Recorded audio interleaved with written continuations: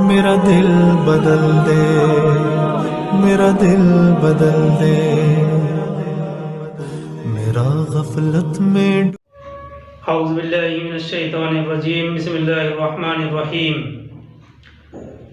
وَلَا تَأْكُلُوا مِمَّا لَمْ يُذْكَرِ اسْمُ اللَّهِ عَلَيْهِ وَإِنَّهُ لَفِسْقٌ وَإِنَّ الشَّيَاطِينَ لَيُوحُونَ إِلَىٰ أَوْلِيَائِهِمْ لِيُجَادِلُوكُمْ وَإِنْ أَطَعْتُمُوهُمْ إِنَّكُمْ لَمُشْرِكُونَ۔ ہم پہنچ چکے ہیں آیت نمبر 121 کی طرف، سورہ الانعام آیت نمبر 121 پر۔ اللہ تعالیٰ فرماتے ہیں، آیت کا ترجمہ یہ ہے، وَلَا تَأْكُلُوا مِمَّا لَمْ يُذْكَرِ اسْمُ اللَّهِ عَلَيْهِ وَإِنَّهُ لَفِسْقٌ، اور مت کھاؤ اس میں سے جس پر اللہ کا نام نہ لیا گیا ہو، اور یقیناً یہ یعنی اس کا کھانا گناہ ہے، وَإِنَّهُ لَفِسْقٌ، اور یقیناً یہ یعنی اس کا کھانا گناہ ہے۔ وَلَا تَأْكُلُوا مِمَّا لَمْ يُذْكَرِ اسْمُ اللَّهِ عَلَيْهِ وَإِنَّهُ لَفِسْقٌ، اور مت کھاؤ اس سے جس پر اللہ کا نام نہ لیا گیا ہو، اور یقیناً یہ یعنی اس کا کھانا گناہ ہے۔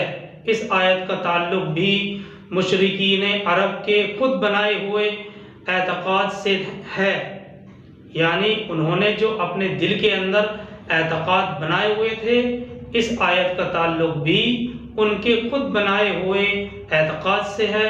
وہ کہتے تھے کہ بعض جانوروں کو ذبح کرتے ہوئے اللہ کا نام سرے سے لینا ہی نہیں چاہیے۔ یہ حکم ایک خاص مسئلے کے حوالے سے ہے، جس کی تفصیل آگے آیت 138 کے تحت آئے گی، وہیں پر اس کی وضاحت بیان کی جائے گی۔ یہاں پر صرف ترجمہ سمجھنا چاہیے۔ اللہ تعالیٰ فرماتے ہیں، وَلَا تَأْكُلُوا مِمَّا لَمْ يُذْكَرِ اسْمُ اللَّهِ عَلَيْهِ وَإِنَّهُ لَفِسْقٌ، اور مت کھاؤ اس پر جس پر اللہ کا نام نہ لیا گیا ہو، اور یقیناً یہ یعنی اس کا کھانا گناہ ہے۔ اس آیت کا تعلق بھی مشرکین عرب کے خود بنائے ہوئے اعتقاد سے ہے۔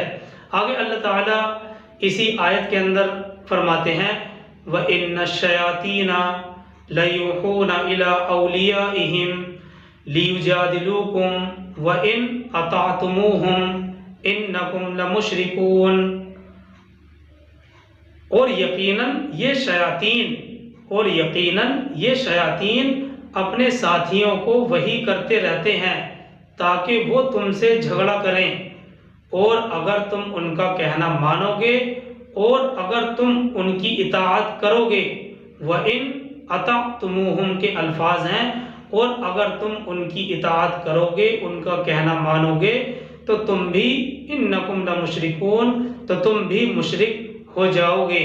یہ آیت بڑی سخت ہے اس حیثیت سے، اور یقیناً یہ شیاطین اپنے ساتھیوں کو وحی کرتے رہتے ہیں تاکہ وہ تم سے جھگڑا کریں، اور اگر تم ان کا کہنا مانو گے، ان کی اطاعت کرو گے، تو یقیناً تم بھی مشرک ہو جاؤ گے۔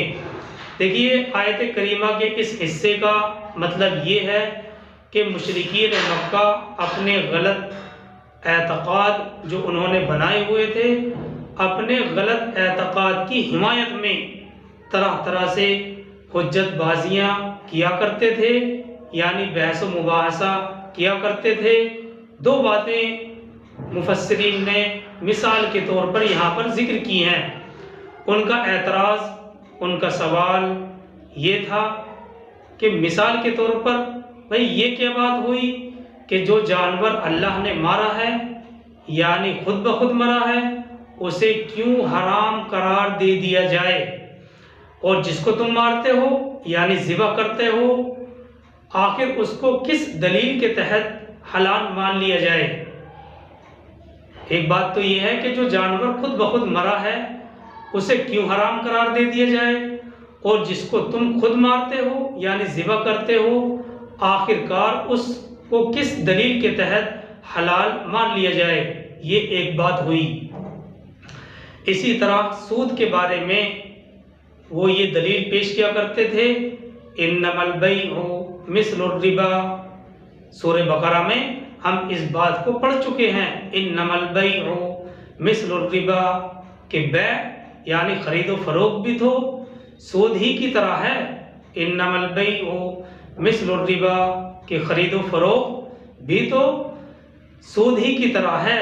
تجارت اور بزنس میں جس طرح سے نفع ہوتا ہے ایسے ہی سودی لین دین میں بھی نفع ہوتا ہے۔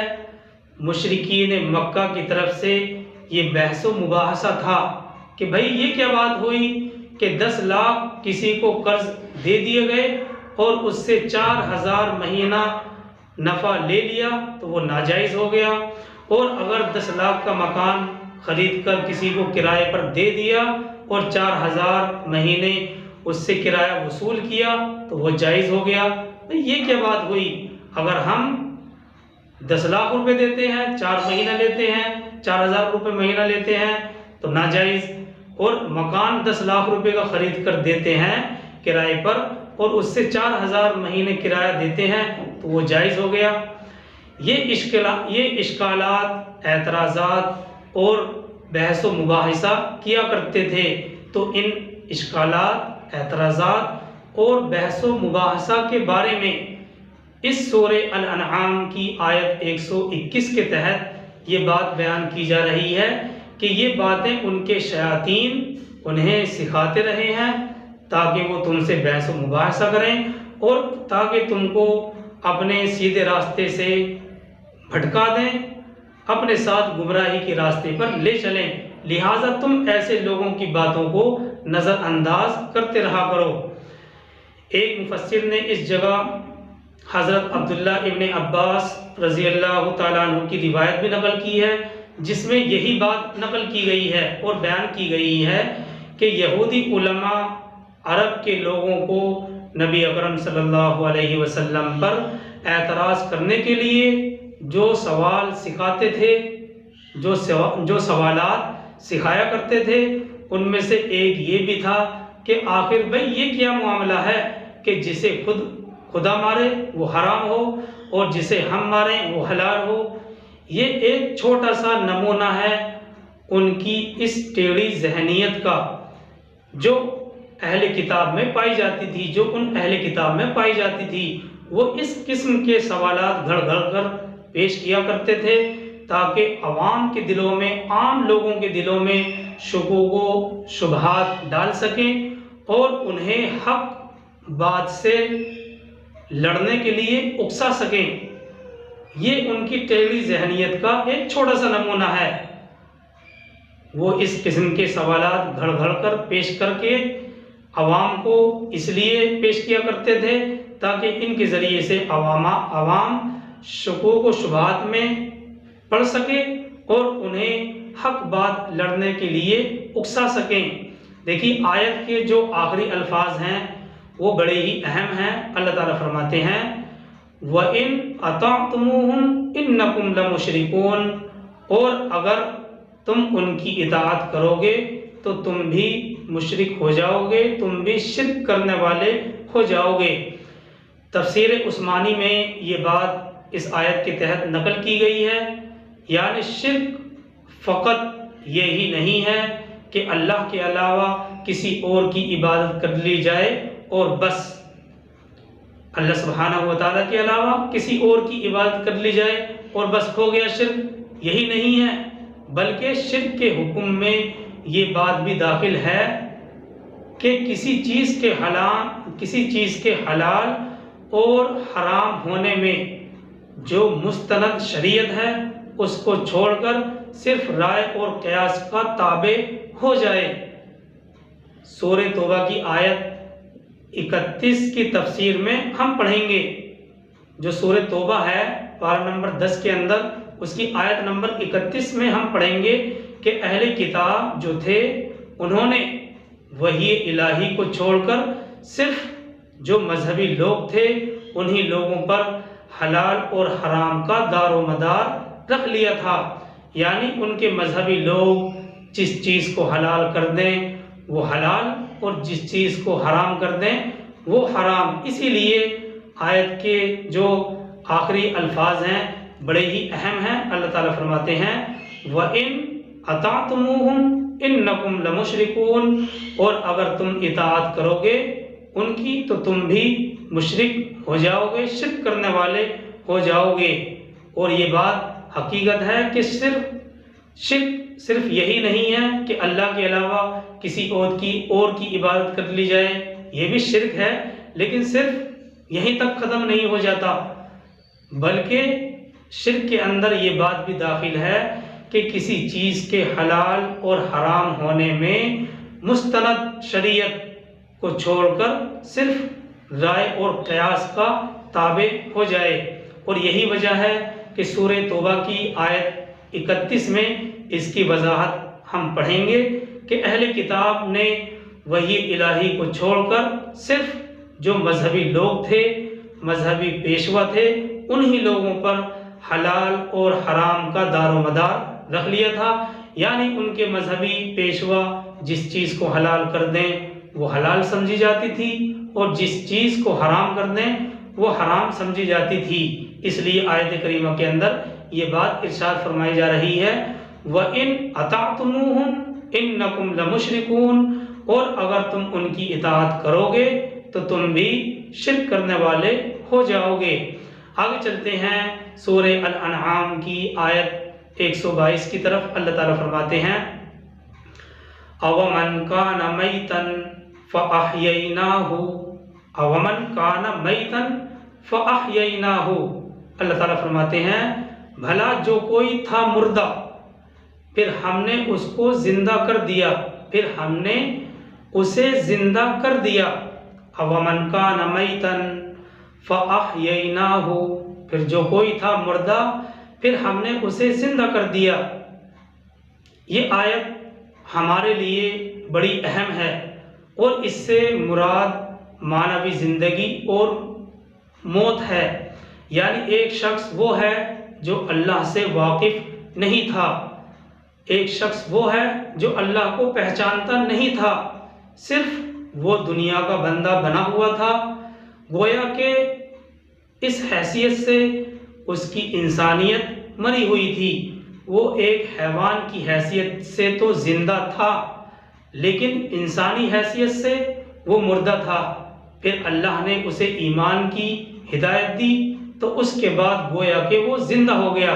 آگے اسی آیت میں ہے، تبھی مسئلہ سمجھ میں آ جائے گا، تب ہم پوری آیت کا ترجمہ کریں گے، اس لیے پہلے آیت کا ترجمہ کرتے ہیں۔ اللہ تعالیٰ فرماتے ہیں اسی آیت میں وَجَعَلْنَا لَهُ نُورًا يَمْشِي بِهِ فِي النَّاسِ كَمَن مَّثَلُهُ فِي الظُّلُمَاتِ لَيْسَ بِخَارِجٍ مِّنْهَا، یہ اس آیت کا اگلا حصہ ہے۔ اللہ تعالیٰ فرماتے ہیں وَكَذَلِكَ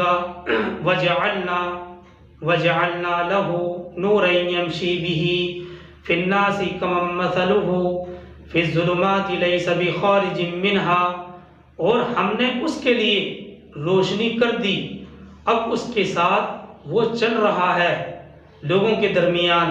کیا وہ اس شخص کی طرح ہو جائے گا جو اندھیروں میں بھٹک رہا ہو اور اس سے وہ نکلنے والا بھی نہ ہو، لیس بخارج منہا، اور اس سے وہ نکلنے والا بھی نہ ہو۔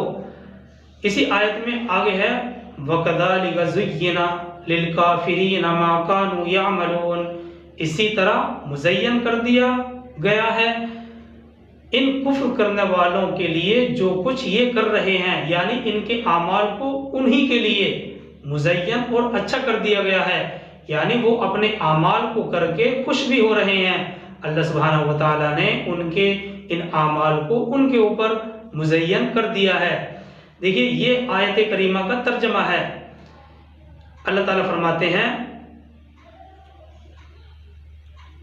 اور ہم نے اس کے لیے روشنی کر دی، اب اس کے ساتھ وہ چل رہا ہے لوگوں کے درمیان۔ کیا وہ اس شخص کی طرح ہو جائے گا جو اندھیروں میں بھٹک رہا ہو اور اس سے وہ نکلنے والا ہی نہ ہو؟ اسی طرح مزین کر دیا گیا ان کفر کرنے والوں کے لیے جو کچھ یہ کر رہے ہیں۔ دیکھیے ہم اس کو مثال سے اس طرح سے سمجھ سکتے ہیں کہ ایک شخص تھا جس نے معاملات کی گہرائیوں کی طرف کبھی توجہ ہی نہیں کی، یعنی ایک شخص وہ تھا جس نے معاملات کو گہرائیوں سے دیکھا ہی نہیں، لیکن پھر جب اللہ نے اس کو ہدایت دی، قرآن کی روشنی اور نور سے اس کا دل اور سینہ روشن ہو گیا، اب وہ اس روشنی میں آگے بڑھا اور بڑھتا ہی چلا گیا، اس قرآن کی روشنی میں آگے بڑھا اور بڑھتا ہی چلا گیا۔ دیکھیے حضرت عمر رضی اللہ تعالی عنہ کو حق کی طرف متوجہ ہونے میں 6 سال لگ گئے تھے، 6 سال لگ گئے تھے، اور اسی طرح حضرت حمزہ رضی اللہ تعالی عنہ کو بھی 6 سال لگ گئے۔ 6 سال کے بعد حضرت حمزہ بھی ایمان لے آئے، لیکن ایمان لانے کے بعد کیا ہوا؟ انہوں نے قرآن کو راستے کی مشعل بنایا، جس طرح سے اندھیرے میں ہاتھ میں مشعل لے کر راستہ دیکھا جاتا ہے۔ اب تو لائٹ کا دور ہو گیا، پہلے دور کے اندر اندھیرے میں مشعل ہاتھ میں لے کر لوگ چلا کرتے تھے، تو اسی طرح سے ایمان لانے کے بعد انہوں نے قرآن کو راستے کی مشعل بنایا اور اللہ کے راستے میں سرفروشی کی لازوال مثالیں پیش کی اور اسلام کی خاطر قربانیاں انہوں نے پیش کی۔ اب دیکھیے دوسری طرف وہ لوگ بھی تھے جو ساری عمر جہالت کے راستے میں بھٹکتے رہے، ساری عمر جہالت میں پڑے رہے، اور اس حالت میں انہیں موت آ گئی۔ تو کیا یہ دونوں برابر ہو سکتے ہیں؟ یعنی قرآن مجید ہم سے پوچھ رہا ہے، قرآن مجید ہم سے معلوم کر رہا ہے، کیا یہ دونوں طرح کے لوگ برابر ہو سکتے ہیں؟ ایک تو وہ لوگ ہے، ایک تو وہ آدمی ہے جو پہلے ایمان والا نہیں تھا، اس نے ایمان قبول کیا، اسلام کی دولت سے مالا مال ہوا، اللہ نے اسے روشنی دی یعنی قرآن کریم دیا، اب وہ قرآن کریم کو لے کر آگے بڑھتا ہی چلا گیا اور اسی حالت میں اس کی موت آ گئی۔ دوسری طرف وہ لوگ ہیں جو ساری عمر جہالت کے راستے میں بھٹکتے رہے اور اسی حالت میں ان کو موت آ گئی۔ تو کیا یہ دونوں برابر ہو سکتے ہیں؟ ہرگز نہیں۔ قرآن ہم سے معلوم کر رہا ہے کہ یہ دونوں برابر ہو سکتے ہیں؟ نہیں ہو سکتے۔ اس آیت کے تحت اور اس مسئلے کو تفسیر ابن کثیر نے بہت ہی اچھے انداز سے سمجھانے کی کوشش کی ہے۔ وہ یعنی ابن کثیر اس آیت کے تحت نقل کرتے ہیں، یہ مثال کے طور پر اللہ تعالیٰ نے بیان فرمایا ہے کہ ایمان لانے والا جو پہلے مردہ تھا یعنی ضلالت اور گمراہی میں پڑا ہوا تھا، اس کو اللہ نے زندہ کر دیا، یعنی اس کے دل کو ایمان کی دولت بخشی اور اتباع رسول کی توفیق ملی، ہدایت ملی، اور اس کے لیے ایک نور بنا دیا جو اس کے چلنے میں رہنمائی کرتا ہے، اس کو راستہ دکھاتا ہے۔ اور اس نور سے مراد وَجَعَلْنَا لَهُ نُورًا يَمْشِي، جو نور کا لفظ ہے ابن کثیر میں ہے کہ اس سے مراد قرآن مجید ہے۔ یہ مومن یعنی یہ ایمان لانے والا اس شخص کی طرح نہیں ہو سکتا جو اپنی جہالتوں اور گمراہیوں میں پڑا رہا، جو ان اندھیریوں سے نکلنے والا ہی نہیں تھا، اس کو کوئی راستہ مل ہی نہیں رہا تھا، اور اسی حالت میں اس کو موت آ گئی۔ ابن کثیر نے اس جگہ ایک روایت بھی نقل کی ہے، نبی اکرم صلی اللہ علیہ وسلم نے ارشاد فرمایا کہ اللہ تعالیٰ نے اپنی مخلوق کو تاریکی میں پیدا کیا، پھر اس پر نور کی بارش کی، جس نے اس نور کو پا لیا اس نے ہدایت پا لی، اور جس نے اس نور کو نہیں پایا وہ گمراہ رہ گیا۔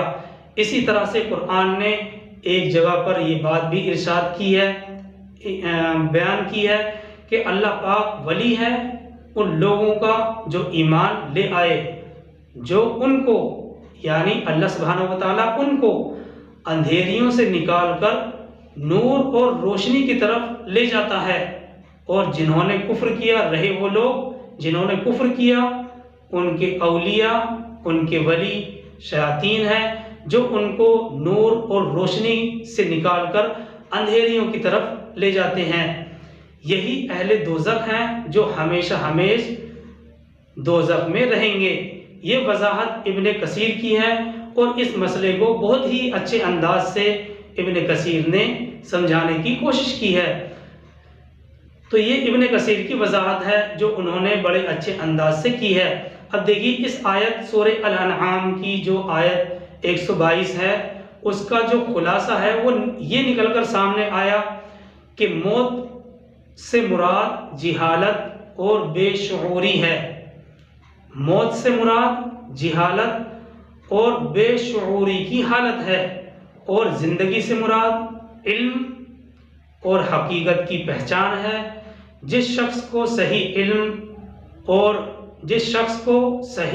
اور غلط کی تمیز نہیں، اور جسے یہ معلوم نہیں کہ سچائی کیا ہے، چاہے وہ زندہ ہو مگر حقیقت کے اعتبار سے اس کو انسانیت کی زندگی میسر نہیں۔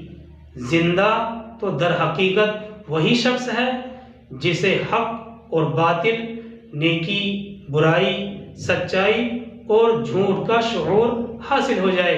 یہ خلاصہ نکل کر سامنے آیا کہ موت سے مراد جہالت اور بے شعوری کی حالت ہے، اور زندگی سے مراد علم اور حقیقت کی پہچان ہے۔ جس شخص کو صحیح اور غلط کی تمیز نہیں، اور جسے یہی معلوم نہیں کہ سچائی کیا ہے، حق کیا ہے، چاہے وہ زندہ بے شک ہو مگر حقیقت کے اعتبار سے اس کو انسانیت کی زندگی میسر نہیں ہے۔ زندہ انسان حقیقت میں وہی ہے جسے حق، سچ، باطل، نیکی، برائی، سچائی اور جھوٹ کا شعور حاصل ہو جائے۔ تو ان دونوں آیتوں سے یعنی سورہ الانعام کی آیت 121 اور 122 سے یہی وضاحت سمجھ میں آتی ہے۔ احادیث کی روشنی میں اللہ تعالی ہم سب کو عمل کی توفیق عطا فرمائے۔ سبحان اللہ و بحمدہ، سبحانک اللہم و بحمدک، ونشہد ان لا الہ الا انت ونستغفرک ونتوب الیک۔ سبحان ربک رب العزۃ عما یصفون وسلام علی المرسلین والحمد للہ رب العالمین۔ الحمدللہ، جزاک اللہ خیر۔